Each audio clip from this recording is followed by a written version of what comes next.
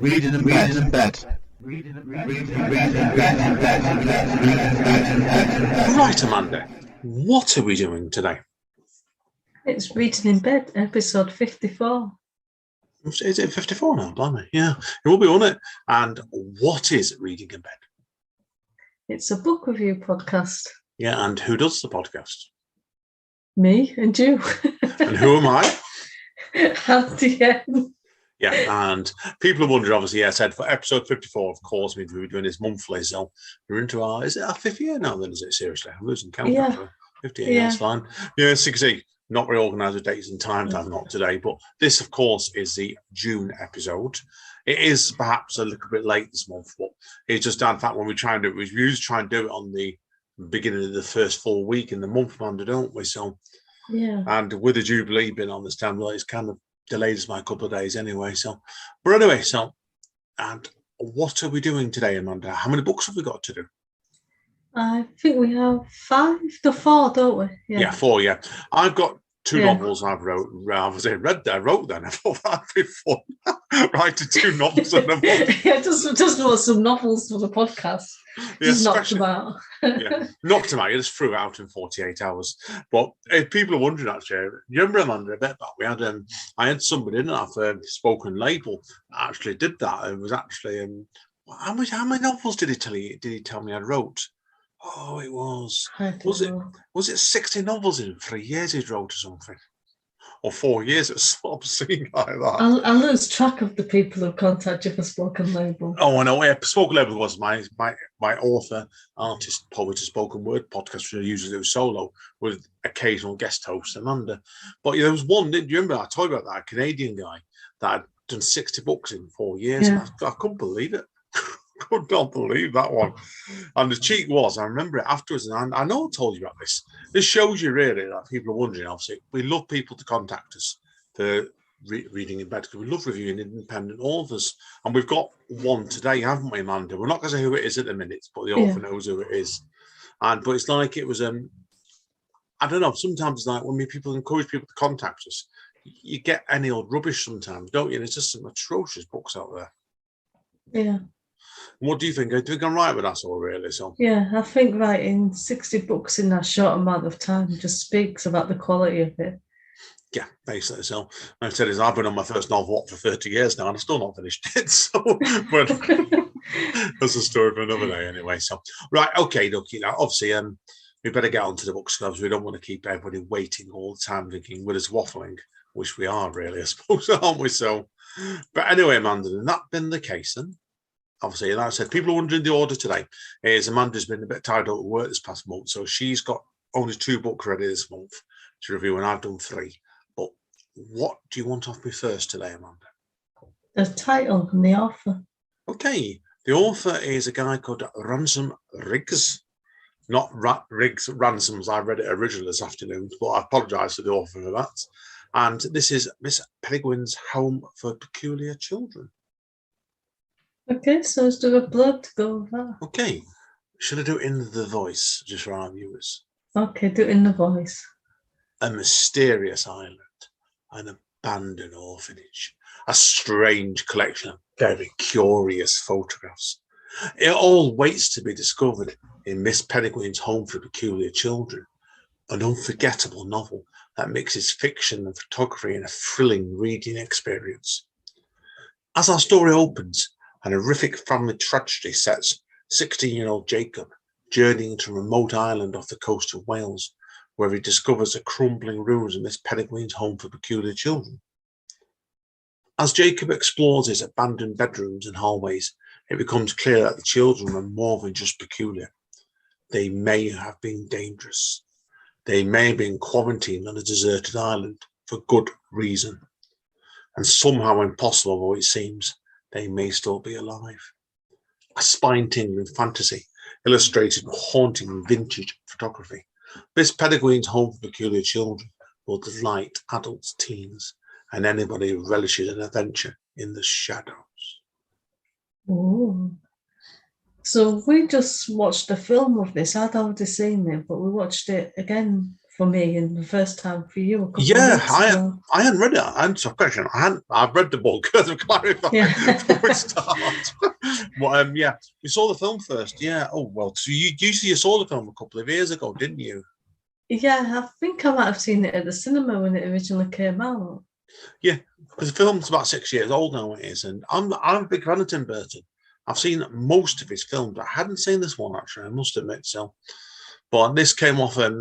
This is based. It was based in this book actually, because the book came out before it. I think it came out 2 years before. And there's been since this book. There's been 2 more books in this series, and a separate trilogy as well, based in that world as well. So, but anyway, what do you want me to talk about first of all, Amanda? So, what the any similarities between the book and the film, or was it completely different? No, the first half of the book was reasonably similar. There was a couple of additional characters in it, certainly, and that's why. You had I don't want to get. I've got to be careful what I say here, but obviously, I'm just gonna. People are wondering. I'm gonna go straight into spoilers, okay? Because obviously, like, in the actual book and the actual film itself, Jacob's grandfather gets killed relatively early on, and in the actual film, it was his school teacher who saved him from one of the monsters. But in the book, he had a best mate, and that best mate was in the book for the first 50 pages or so, in quite a clear way. So it's like, it was interesting, certainly. So there's one scene in the film that I remember from seeing it the first time, and then I remembered it again when we saw it the second time, is the fight scene that's set in Blackpool. So is that in the book as well? Yeah, well, yeah, that bit's quite different, don't you? That's where his. I'll come on to that in weaknesses in a bit, okay? Is that fair enough? Yeah. Because it's one of those ones where the first half of the film was reasonably faithful to the book. But what the book did was a bit unusual, Amanda, and I've not come across a book like this when I researched this, actually. Originally, this wasn't going to be a novel, would you believe? What was it going to be then? It's going to be a load of pictures, basically. Oh. Like a load of pictures linked together to form a story. Yeah. He was told by his publisher, or suggested by his editor, really, to actually base a story on the pictures. And it was lots of found pictures from the personal archive of collectors listed by the author inside the book, if you look at it. And he had people, he put it online somewhere back in the day and asked people to send in pictures in of a certain field. And he was going to do a collection of pictures with everyone credited, but he ended up writing, like I said, it was actually advised by the editor to put together a narrative from the book. So this is where obviously you got the result being about a boy who follows clues from his grandfather's old photographs, which you see inside the book, which is obviously like the weird children and stuff, and his grandfather's last words that ended up taking him to Wales.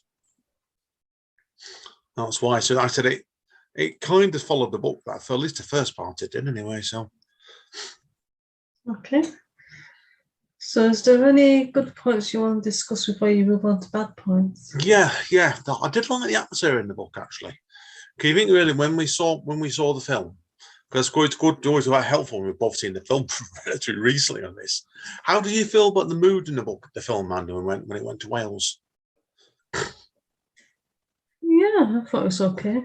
Yeah, I did as well. I thought I enjoyed it, and probably enjoyed it. If I'm honest, I found the film a lot more easier to read and read. Oh God, my brain's to watch. The book was a tricky book to read. It was. I don't know. I'll come into that in the weaknesses in a minute. But yeah, I did like it. I did like the film actually, because it was one of those ones where if it had been done less carefully, it's interesting enough that Jonathan Ross's wife, Jane Goldman, actually wrote the script for this film. She did, and I don't know if you know that she wrote a couple of the X-Men scripts.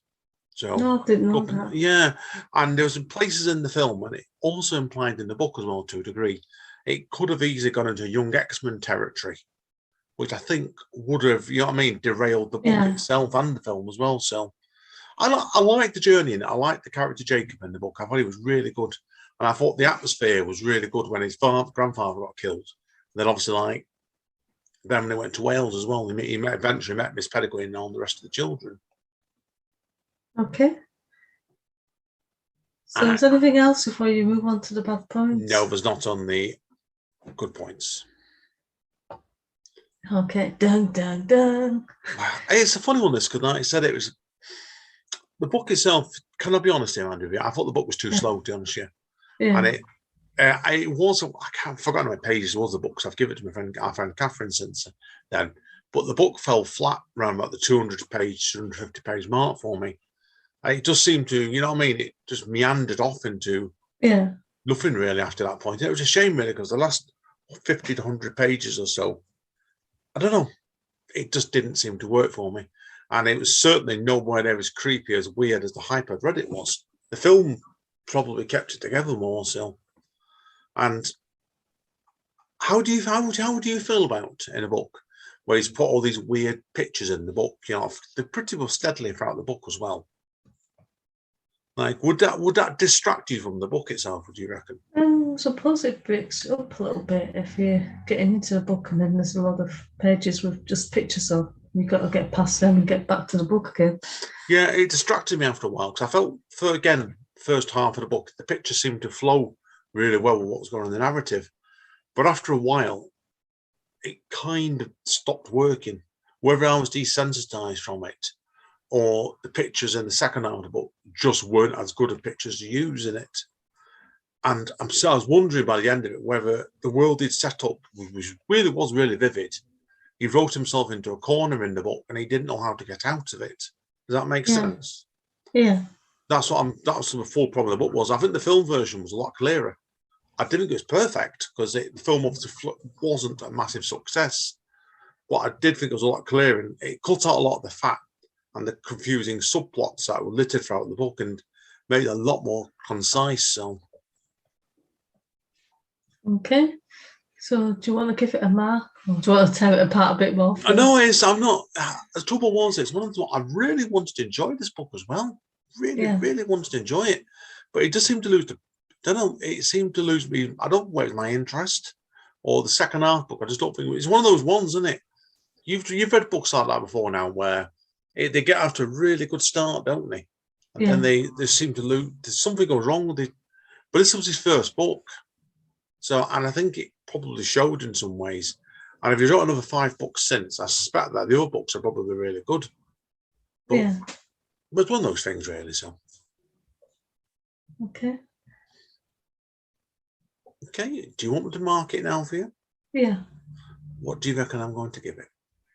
I think it's probably going to be a 7 at least. It's not, actually. I gave it a 6. Dear. I give it a 6. This is not a recommendation, then, is it? Sorry. It's one of those ones I said, if it was the film would have got a good 8 off me. But the book, it's weird, isn't it? Randy, whenever you read, you get to see film adaptations of books, usually it's the other way around, isn't it? Where the book's usually better in the film. In this case, I thought the film was better in the book, actually. But as I said, it's one of those things, I wonder if it just wasn't for me. So I really wanted to enjoy this, and I probably will give a go at the second book as well, but it is what it is. Okay. So 6 out of 10, unfortunately. Not a recommendation for reading in bed. Right, Amanda. Right. Hopefully now we can become a bit more nicer on the next book, can't we? Because I know you're doing your only solo book this month, so do you want to give us any hints? I put a spell on you. Oh, it's the song it's not that song, is it? I put a spell on you. I'm not going to start trying to sing that. I wouldn't recommend it. So, right, okay, guys. Seriously, we'll just see you all in a minute then. Say bye, Amanda. Bye. Reading in bed. Welcome back to Reading in Bed, episode 54, the June edition, 2022. She is Amanda Nicholson. Look at her. She didn't even know her own name here as well. No, didn't clever. Yay. Impressive. And I thought you couldn't even read a book and you know your name. What next are you going to surprise me with? So, I don't know. And I am, of course, Andy N. Now, Amanda's over to Amanda now for her first solo book this month. Seriously. Right, Amanda, tell us who the book's by, the title, and the blurb. If you can manage all that at once. It's called Cunning Women by Elizabeth Lee. And because it's debatable whether I can read a book or not, I listened to the audio version. Oh, did you? Oh well, that'll teach me not to take the Michael out in about debate about reading books in future. Now, obviously, seriously, then before we start, then, what made you want to do this as a Kindle book, not Kindle book, audio book?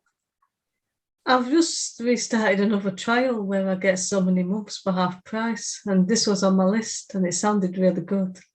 Okay, well, so I take it. How did you find out about this book then, in the first place? Then, Could have been through Facebook. I know I see sometimes some ads on Facebook, and then I find things other places, and I just add them to my list. And by the time I get around to getting them, I don't remember where I first saw them.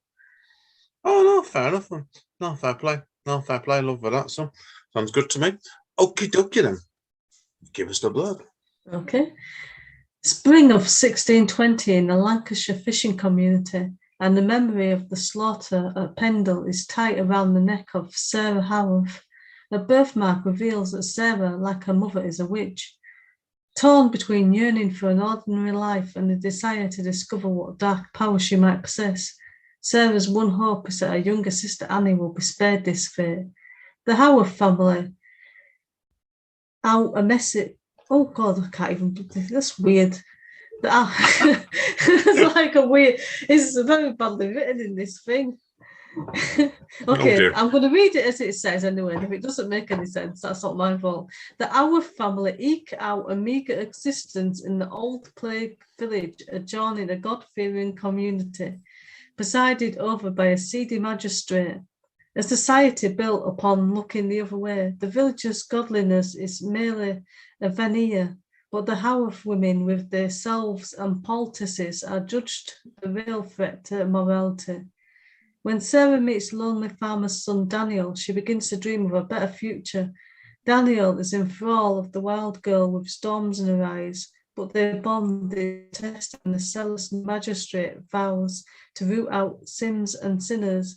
In a frenzy of fear and fury, the community begins to turn on one another, and it's not long before they direct their gaze towards the old plague village.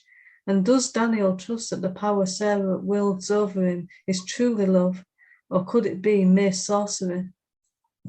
Oh, I wonder. Or is it? Does it mean that the book's any good? We'll find out shortly then. Okay, then.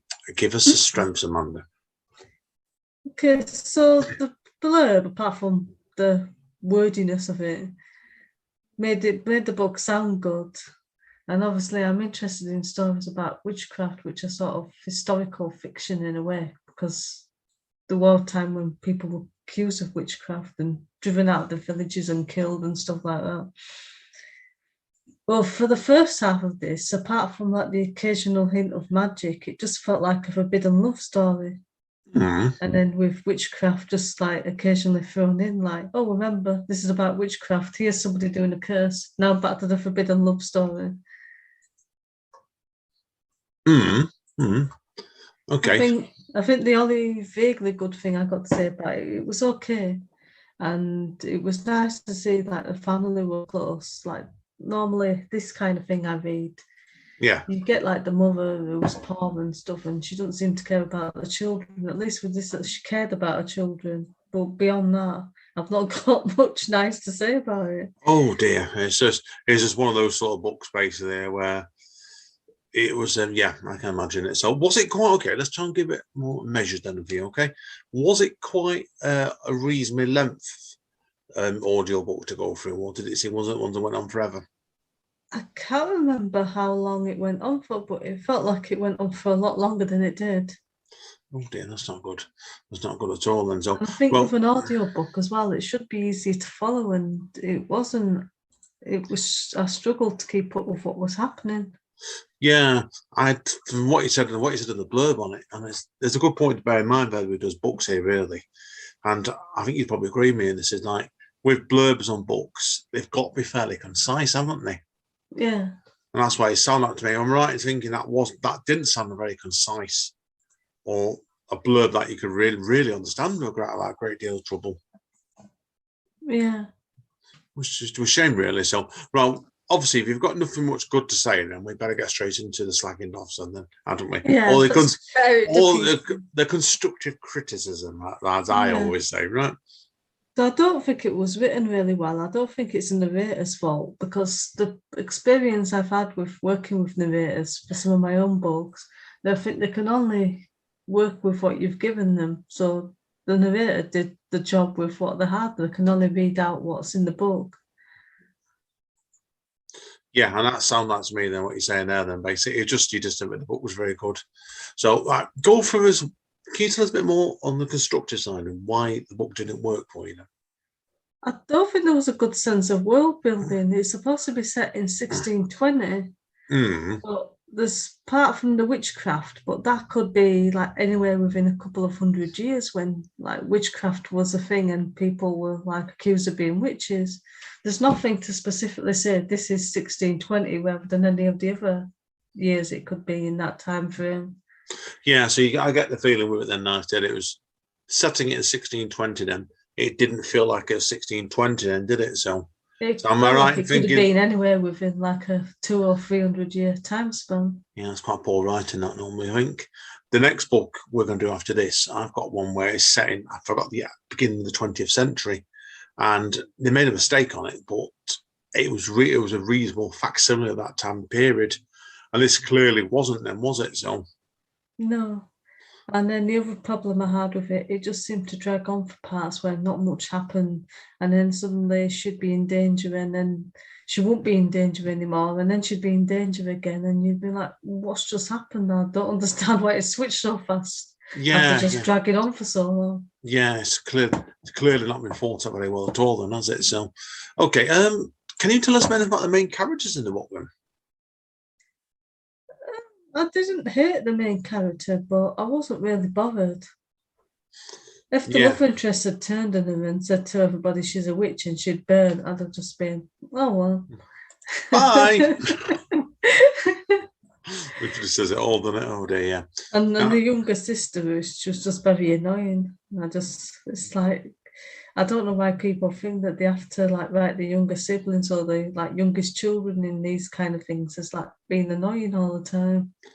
Yeah, no, I get you completely with it. So, no, get you completely. Yeah, it's just one of those things, isn't it? So, like there's a bit where the older sister comes back and she's been working and she's got new clothes, and then she's like, "Oh, you're not the real Sarah. You're like the pretend Sarah because you've got a different dress on or something. I want the real Sarah to come back." And it's like she's not a different person just because she's wearing different clothes.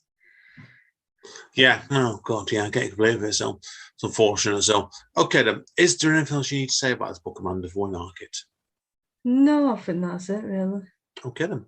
You better give us the mark then. I reckon it's going to be something close to what I did the first book on, to be a maximum of a 6. So I'm going to say 5 here. Yeah, correct. 5. Well, that wasn't a bad guess, Scott. I said mine I wanted to like it. Yours, you just hated it once from the beginning. Yeah, because I've also got another sort of historical fiction book based about witches, but I'm a bit reluctant to read that now after this one. Oh yeah, I can't blame you there. Is that the thing? It's always worth people bearing in mind, isn't it? Like if you get a couple of books on that sort of topic, and it does half interest you. I'm guessing this other book, we don't need to name the author of the book, is by a different author, isn't it? Yeah, it's a different author, but it's just like, oh, I hope you do it better than this one. Yeah, it's the trouble sometimes. Some books, it's you've got 2 of them, you don't read one after the other. The second book can really put you off. Get put up the second book, the first one's crap. So, but anyway, should we move on, Amanda? Yeah. Okay, then. Do you want any clues for the third book? Yeah. Elementary, my dear Amanda. Oh, what could it possibly be? It's worth noting the book in question. The character in the book never actually used that word.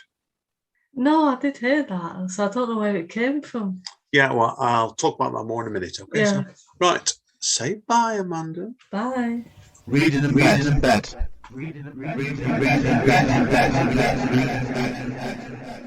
Welcome back to Reading in Bed with me, Amanda Nicholson, and Andy.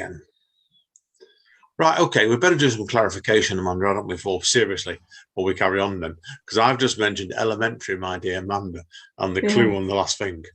Now, I'm going to be straight here, this is a Sherlock Holmes book, okay? It's not wrote by Sir Arthur Conan Doyle, and if you do your research on Sherlock Holmes, it was actually the word elementary, my dear Watson, was actually used on the Basil Rathbone films between 1939 to 1946, which was never actually mentioned in the books. So it was just something that came in the films. But on a side note, Amanda, have you ever heard? I'm going to dig this up. I've got this on a CD somewhere. Basil Rathbone reading Edgar Allan Poe. No. It's terrifying. He did have a free LB set of it. It's someone worth checking out on that, because it scares the shit out of you if you're not careful. It shows you what a really good voice actor he was. But anyway, right, on to Sherlock Holmes. What do you want me to tell you first of all, Amanda? Okay, so the title. Right, I'm hoping I pronounce this right. This is the Wilhelm Conspiracy, a Sherlock Holmes and Lucy James Mystery 2. And it was wrote by a gentleman called Charles Veley. I'm hoping I pronounced that right as well. Okay, and have you got a blurb for it? I have indeed, yes. It's on a reasonably short blurb as well, this. A prominent banker is found dead in an unsavoury part of London. Hours later, the charred remains of another body lie on the beach in Dover. Both deaths and their possible link track Sherlock Holmes. Then the Secretary of War summons a detective catastrophic news where his consequences could harm the nation for generations. On the eve of war, a new British superweapon has fallen into the wrong hands. Holmes must recover it. Lucy James, an actress, and Holmes's recently discovered grown daughter, has inherited the family sleuthing skills. Despite her father's injections, she insists on helping him find a weapon and solve the murders. Along with Dr. Watson, they follow the trail to Germany, uncovering a sinister plot that puts them directly in the line of fire. Featuring appearances from real-life notables, Nikola Tesla to Leslie, King George VII, and Kaiser Wilhelm II. This electrifying new mystery puts the greatest detective mind of his era into a race to save the empire. Okay. So let's start with the good points then. Right, yeah. Well, I've got a bit of a brick of this book, to be honest with you. I came across it by chance recently. I downloaded the first two books, and I ended up reading into this book, and I found out when Lucy James came into this book, I was actually reading the second book, not the first book. So that sounds like you. It's very me. It's very me. But so that's why I've got to apologise first of all on this. Okay, like my knowledge of Lucy James the character is from this book, not the first book. Okay. It's certainly some ways, Amanda. This is. I'm not going to go into this before I go into strengths. This is respect to the writer. This, like, have you ever done it? And I've got to ask you generally this: have you ever read a series of books when you've read the second one in error, and you've managed to pick it up fairly easily? I probably have at some point. I can't remember off the top of my head what it was. This is one where it actually was fairly straightforward, actually. So, and I think it's good writing that really straight away. If you feel like you can go into a series on the second book and just miss the first book out completely, yeah. That's why. But it could have easily caused a major problem, this to be honest with you. But to give you all the credit, it didn't jar at all, to be honest with you. And proved, like I said, it did prove easy enough to read the book without causing tons of confusion. Now, I've got to ask you as well, before I go into the strengths on this, have you ever read any of the original Sherlock Holmes books? No. Right, well, it's worth noting I was read them as Sir Arthur Conan Doyle, the late, great Sir Arthur Conan Doyle. All the books, Amanda, weren't told through the eyes of Sherlock Holmes. Okay. They were actually told through the eyes of his sidekick, Dr. Watson. All right. That's one. It was quite an interesting way he did it at the time, really. You didn't get that sort of writing round. And what this book's done is, it's tried to give a facsimile, is that probably the best way of putting it, of the story through Dr. Watson's eyes. And I think it was a pretty fairly good homage to the original series. And I did get to grips with his friendship with Holmes, and obviously Holmes' newly found daughter. So the book itself is, I forgot what it was now. It was under 300 pages anyway, so I think it was 250. So it means do you agree with me? That's usually quite a compact book, isn't it? Yeah. And it did go, I think if it had gone on for 400 pages, it would have definitely proved too much and probably lost some interest, I think, straight away. So, but I said, how would you feel about reading a book, Amanda, that someone's gone and done a follow-on series, say, 100 years later, trying to do that same character? What would you be looking for in a series like that? I don't know, really. I mean, if you enjoy the original books, you'd want it to resemble it, but you'd also want it to be different in some ways, wouldn't you? Yeah, I think that's what they've done here with this, bringing his daughter into it, really. So that's why, because it's the daughter, like I said, she does add, you can tell it does, it's almost like shaking up the establishment of the book, if you know what I mean. Because the original book, it was really the pair of them. You had an expected Lestrade there and some one or two recurring baddies and stuff. But bringing her into the book, it shook things up a bit more. That's why, and I think it worked. Honestly, I thought it was fairly well done because the book itself is more than a mystery, and I'm not going to go into that. But it was probably a bit slight mystery, and the logic that Miss James shows in the book is perhaps overdone in places because it's overshadowing the father. That's why, but I think it needed. You know what I mean? It needed to show she was in his equal, really. So, Yeah. right, I've not got a lot else to say really about this book, so I don't want to go into too much spoilers on it because I want people to read it. Really, okay? So, Is there any downsides you want to talk about? there's a few things I want to talk about this, yeah, and I can ask you about this as well, okay? Because I want your opinion on this as well, okay? Now, as I said before to you, the use of Miss James in the book does take away from the two main characters, Holmes and Watson. Which, to me, when you've got two established characters, you bring a third one in, you're bringing her into the book, you have to give her something to do, don't you? Yeah. And it felt in places like it was a 21st century woman in like a book that clearly was the beginning of the 20th century. So it was a tricky one, that was, because I think the author got those two major characters right to a degree, Holmes and Watson, but the daughter was, I felt by the end of it, I didn't really know her. And from what I could understand, they hadn't given much more away in the first book. So it's a bit of a tricky one, really. And when you're reading a thriller book or a mystery book, do you like to have worked out the villain fairly quickly on if you can?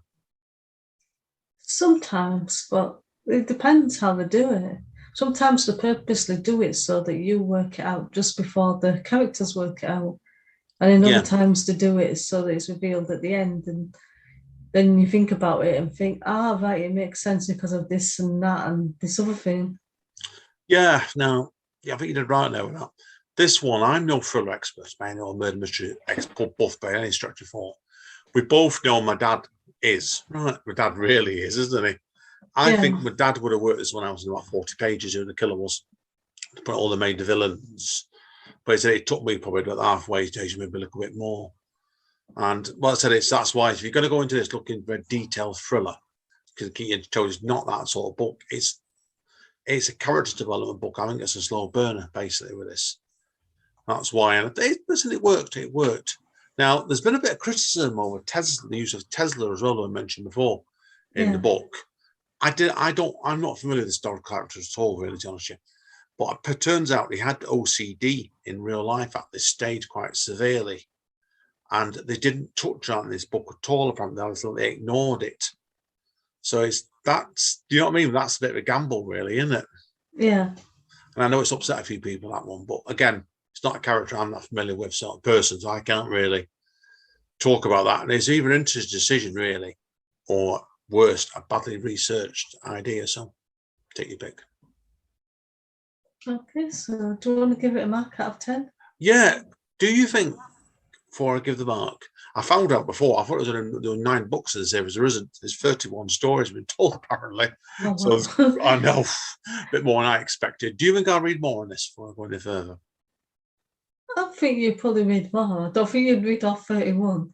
That's a bit much for me, that. I'm undecided at the minute, because I've got, as I said before, we'll come on to it more next shortly.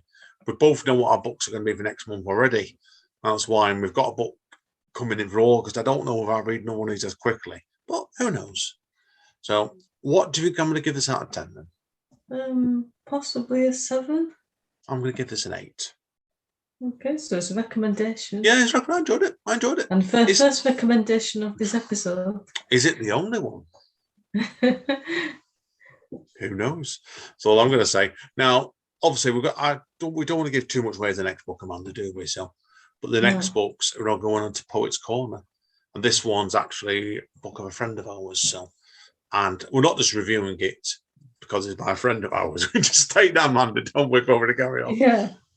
But we wanted to talk about his next book. Okay, so right, okie dokie then. Should we wrap up part 3, Amanda? Yeah. Okay, guys and girls. See you in a minute then. Say bye, Amanda. Bye. Reading and bet.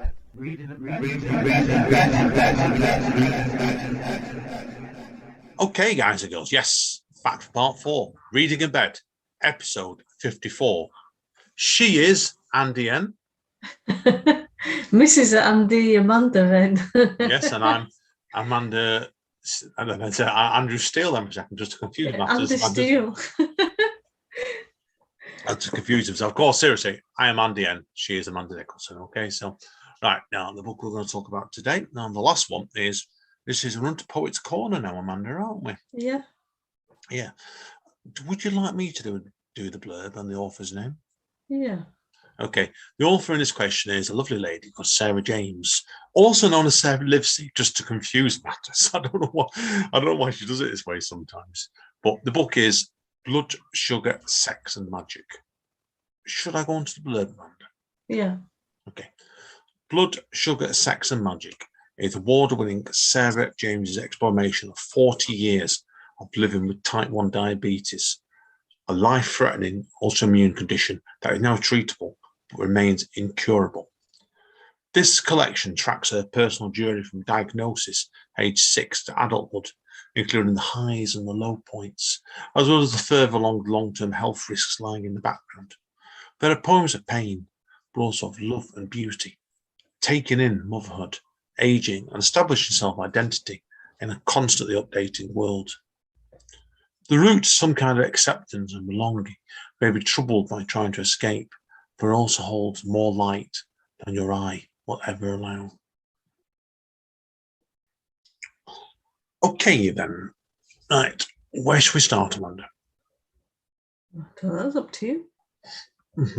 See, so people can see that. I'm getting told what I'm doing, as always. So.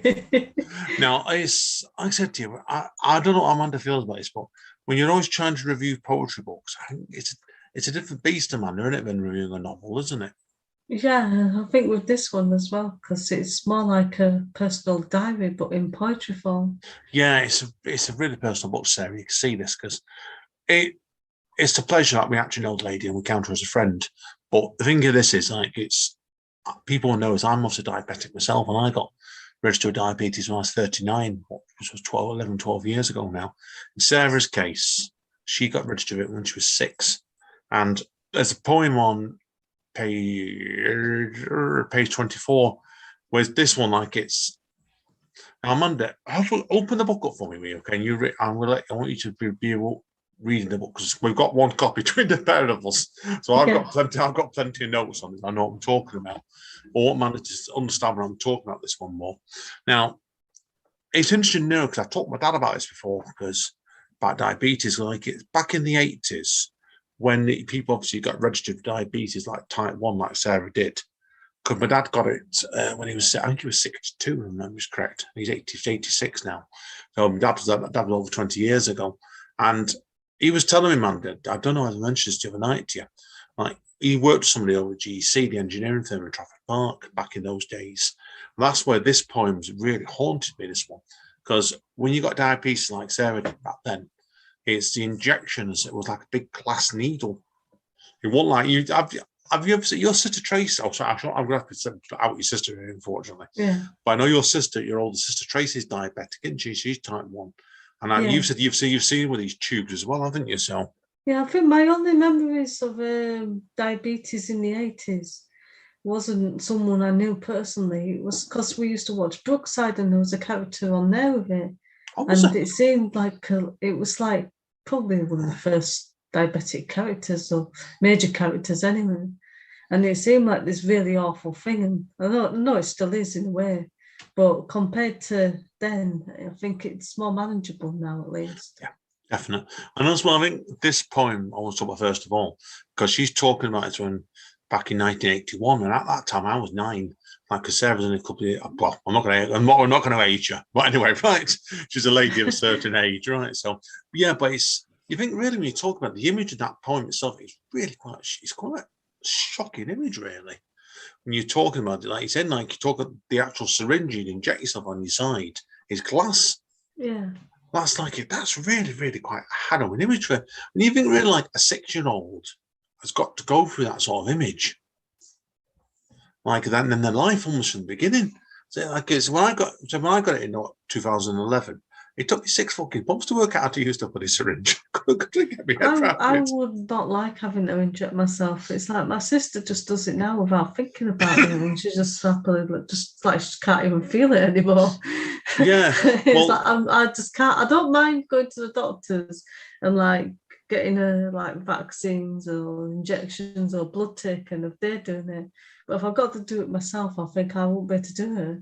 yeah, it's a horrible thing to have to do because it took me 6 months. My dad's now injected himself as well. So, like I said, and obviously, like we've both got members of our family that both have it, unfortunately. Like I said, people wonder that my brother's got it, diabetes and tablets. And your mum's got it, hasn't she, as well?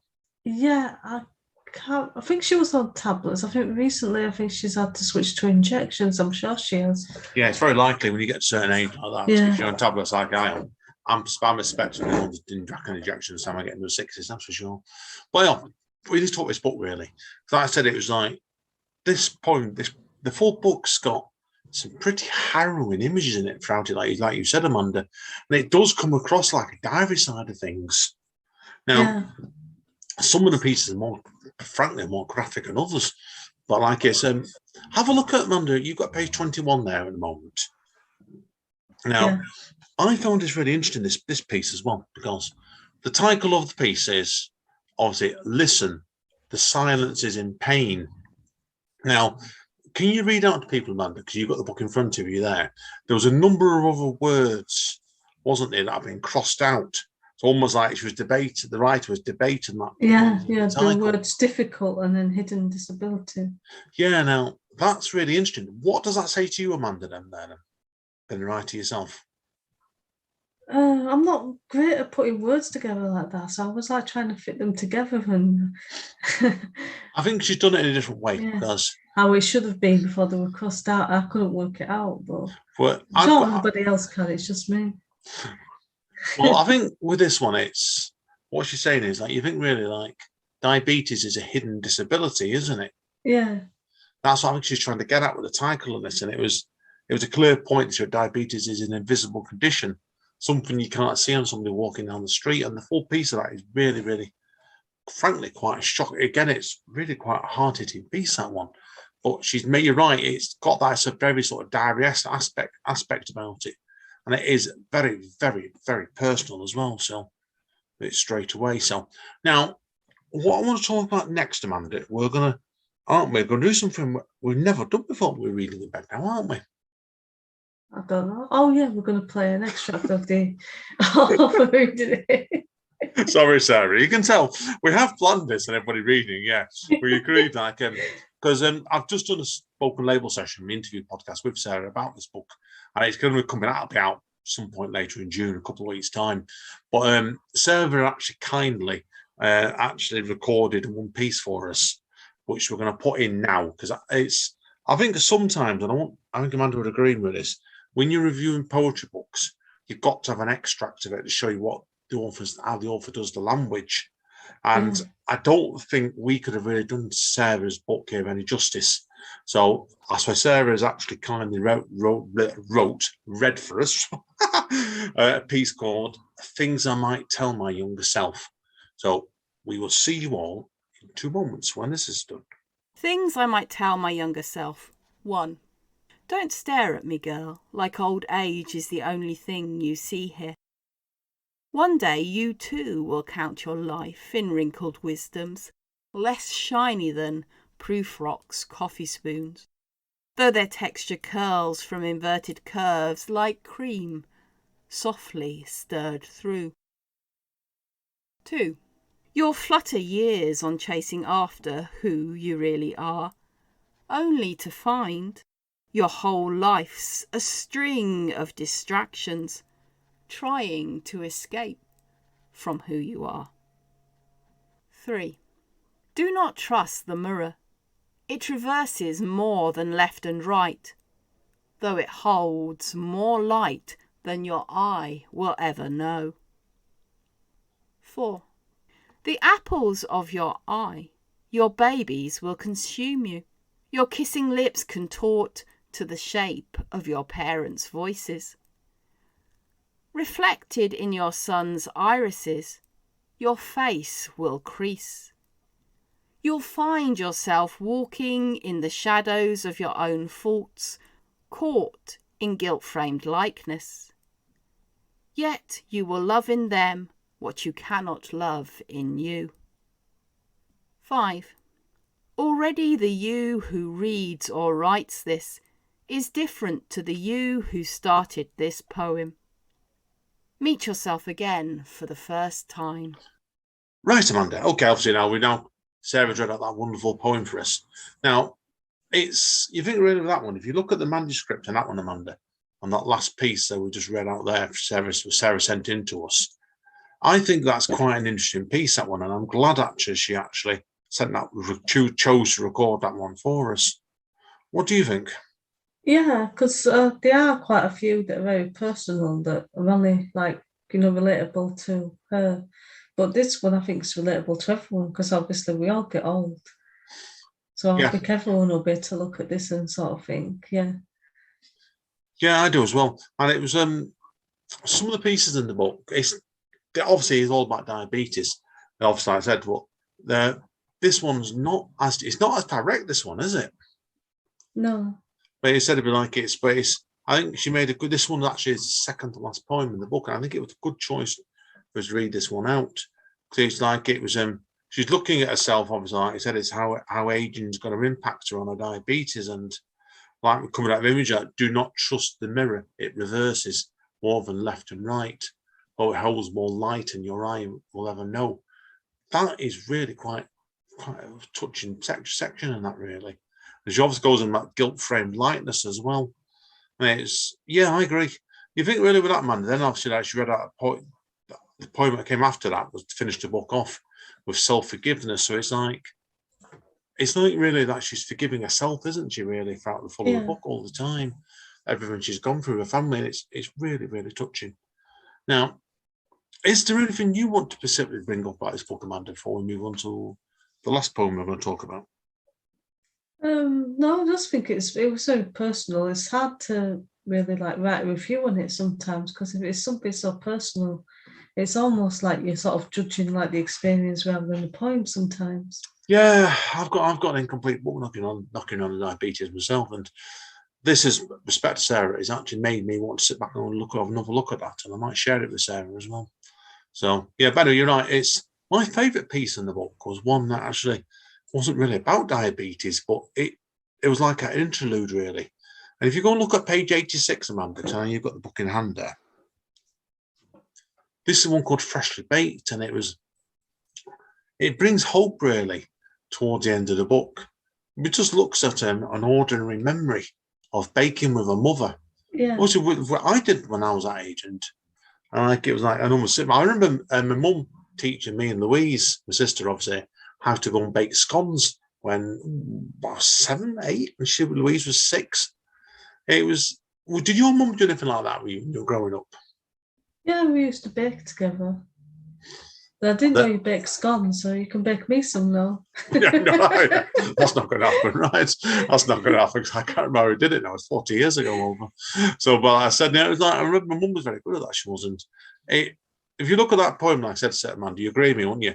It's like the pieces out there is like, it's almost like an interlude.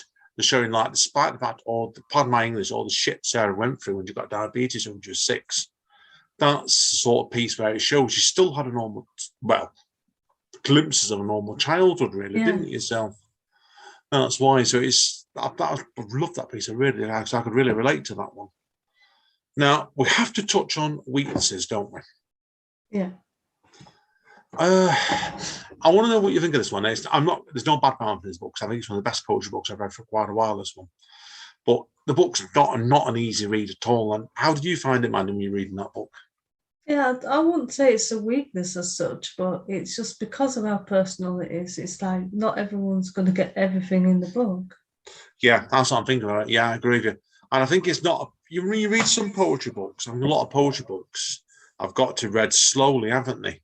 Yeah. I read this in about 10, 11 sittings rather than like all in one go. Yeah, and that's what I did. I read it over about 2 weeks going to and from work, reading a poem or two, a poem going to work and page 2 coming home, and sometimes letting the pieces build up their own way afterwards. Because we've been such a deep and frankly emotional book, it's not one that you can rush. So like I said, I always expect to go and read a poetry book and read it in a couple of days or a couple of hours. This ain't that book, is it? No. That's why. So yeah, it's a really good book. I recommend it straight away.